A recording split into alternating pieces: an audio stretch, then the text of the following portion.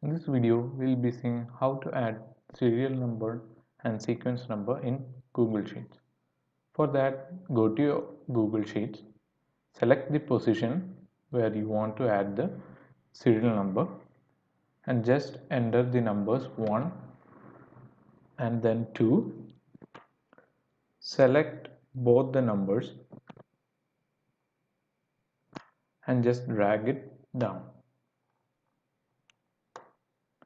And that's it. You can see the serial numbers listed here.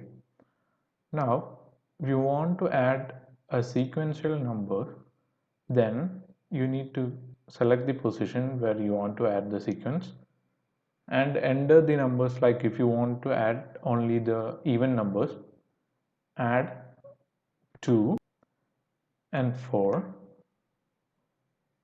Select both the numbers and drag it down. So you will get all the even numbers listed here. That's it for the video.